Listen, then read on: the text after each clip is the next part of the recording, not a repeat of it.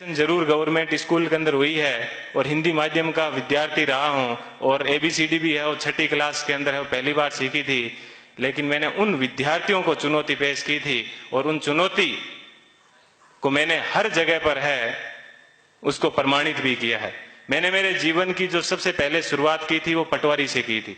सबसे पहले मैं है वो पटवारी लगा था, उसके बाद में है वो ग्राम सेवक लगा था, उसके बाद में 3rd ग्रेड टीचर था, उसके बाद में 2nd ग्रेड टीचर था, फिर असिस्टेंट जेलर में RPSC टॉप की थी, फिर है वो स्कूल लेक्चरर था, फिर इसी स्कूल के अंदर जिस स्कूल के अंदर आज मैं आपसे मुखातिब हो रहा हूँ, इसी स्कूल के अंदर मैंने एक एग्जाम दिया था असिस्टेंट कमांडेंट का, उसमें भी मैं है वो सिलेक्ट हुआ था।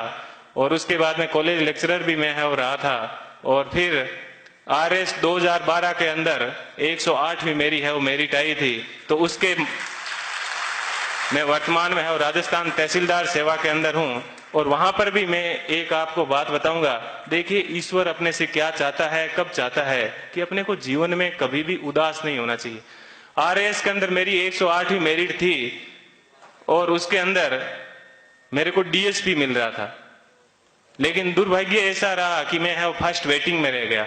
थोड़ा सा मुझे दुख हुआ कि यार अपन फर्स्ट वेटिंग में रह गए। और उसके जस्ट 1 महीने के बाद में है वो IAS का एग्जाम था दिसंबर के अंदर।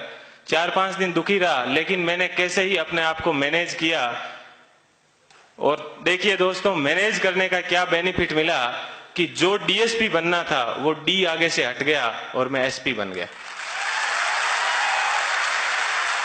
बात यह है कि अपन जीवन के अंदर चाहते क्या है, अपन अपने आप को कितना डिवोट कर पाते हैं। तो आज मुझे है वो IAS के अंदर 170वीं मेरिट है वो मिली और मैं जनरल कैटेगरी से है वो बिलोंग करता हूं, तो मुझे IPS मिला। मैं यहां पर रुका नहीं हूं, मैं वापस तैयारी कर रहा हूं और इस बार मुझे आशा है कि हिंदी माध्यम के अंदर IAS में किसी की अभी तक फर्स्ट मेरिट नहीं आई है और मेरी ये पूरी की तमन्ना है कि कम से कम मैं यहां उस स्थान तक है वो पहुंचूं। कि जीवन आपको सिर्फ कहा जाता है कि 84 लाख योनियों के बाद में एक बार आदमी को जीवन मिलता है, तो बहुत ही शानदार आप लोगों को है वो जीवन मिला है। इस जीवन को आप एंजॉय कीजिए, कभी भी घमंड मत कीजिए। चाहे आप जीवन में कुछ भी बन जाओ, हमेशा बेहतरीन रहिए।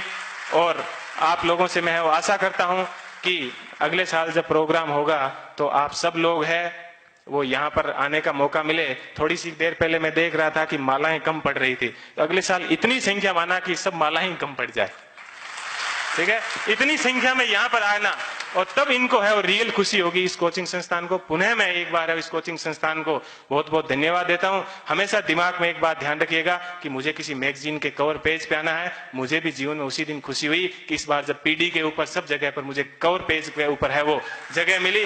ऐसी चीज हमेशा ध्यान रखना कि मुझे क्रॉनिकल PD सब जगह कवर पेज में मिला। और आज क्रॉनिकल पे प्रेम सुख डेलू के नाम से या YouTube के ऊपर अनेक वीडियो चलते हैं, तो मुझे बेहद खुशी होती है। आप भी अपने जीवन में ऐसे टारगेट रखना और हमेशा युवाओं को है वो प्रेरणा देते रहना। कभी सिलेक्शन होने के बाद में ये मत कहना कि ये एग्जाम बड़ा हार्ड है, हमेशा ये कहना बहुत इजी है और यदि मैं कर सकता हूं तो आप भी ये एग्जाम है वो कर सकते हो।